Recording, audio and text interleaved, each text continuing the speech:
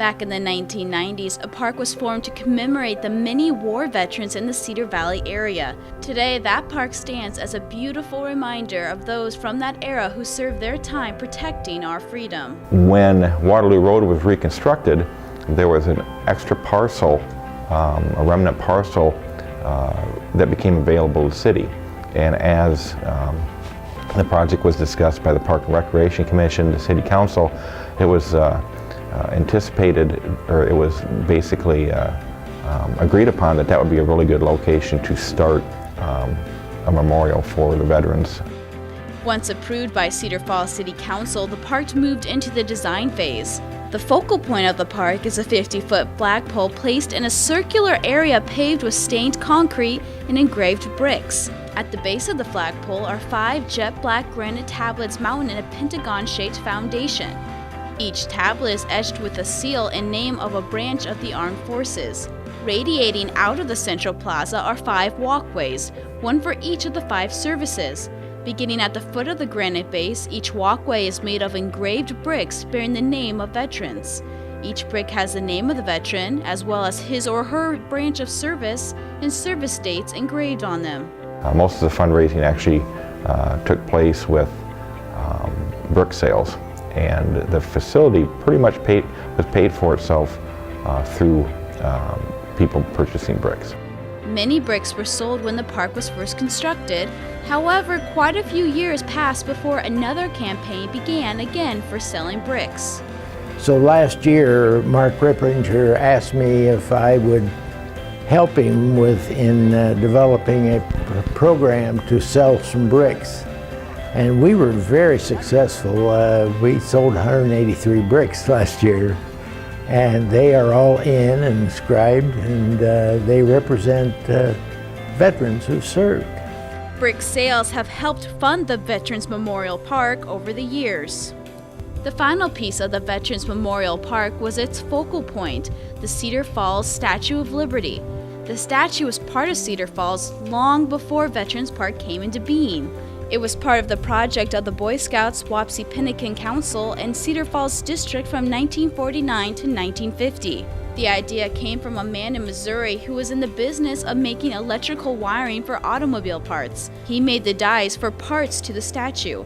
The statues were then offered throughout the U.S. through the Scout organization, and many areas throughout the country purchased their own Statue of Liberty replica. The Cedar Falls Statue of Liberty was placed in the center of Overman Park for many years. However, it endured lots of vandalism and had to be constantly repaired. It also blocked the view to the band shell in Overman Park, which was added many years after the statue was originally placed there. Well, the timing turned out to be pretty good, trying to establish a focal point for the Veterans Park and trying to determine whether we were going to keep the Statue of Liberty at Overman Park. So the Cedar Falls Statue of Liberty found its new home at the front of Veterans Park. Veterans Memorial Park has been a beautiful place for residents to come and remember the veterans over the years. However, just in the past few years, a need became present as well as an opportunity.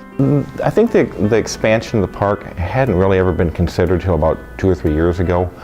There was a property down there that was removed after the flood of 2008. The city has been maintaining it ever since. It's just an open grass area, and there had been some discussions whether we wanted to turn that into a small park space to serve the neighborhood, but it's not really big enough to and very conducive for that particular use. So Sid Morris, again, big backer of veterans and the first facility, came up with the idea of an expansion to Veterans Park. And the reason for that is because Veterans Park, as it sits now, is more of an area where you just kind of walk through. There's really no area to reflect. There's no area to get groups in there. There's no area to sit down and picnic and those sorts of things. So Phase 2 was basically put together to try to address some of those needs. If the veterans during Memorial Day wanted to have an event, the new facility would provide big open space that they could hold that event. There'll be a shelter there, so if people want to come down and take a look at the park, they can always go over and utilize the shelter to sit down and picnic and those sorts of things. So it kind of is is filling a need that we could not provide at that particular facility when it was first designed. Back in December at a Cedar Falls City Council meeting, the park expansion was approved. In this aerial view, you can see the expansion extends one of the brick paths across East 14th Court to a large lawn circle area surrounded by a ring of trees, memorial stone benches, and a gravel path. A covered outdoor picnic shelter completes the circle. The shelter is filled with tables and memorial plaques. One recommendation the council had was to have the project paid for before construction begins and without using city funds. Council members don't want the payment of this project to end up falling on taxpayers' shoulders. Phase 2 of Veterans Park construction project is roughly estimated to cost around $100,000. However, the community, especially veteran organizations so far, have been very supportive of the expansion. Mark and I have talked about that several times, and what we want to do, we want to make sure that all the money and all the labor and all the contributions are done before we start, before we break ground. I don't want to create, neither does Mark, create an extra expense to the city for this project, because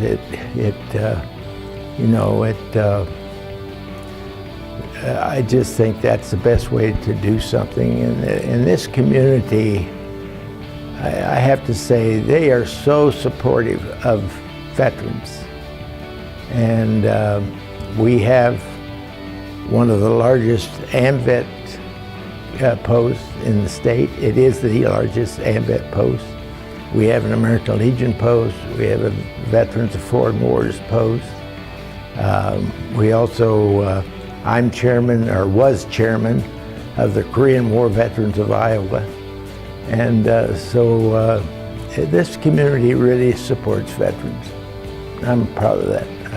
I'm really pleased that the community feels that way.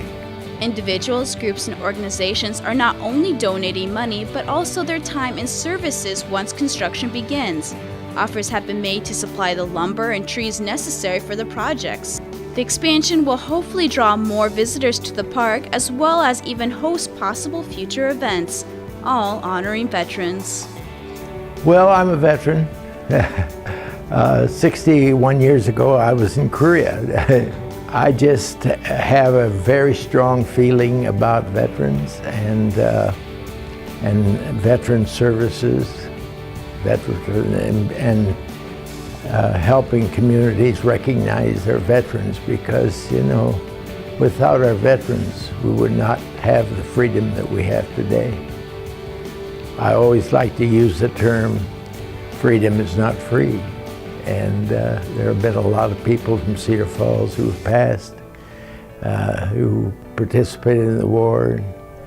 And I just think it's really important that these veterans, men and women, are recognized and represented in the community as such.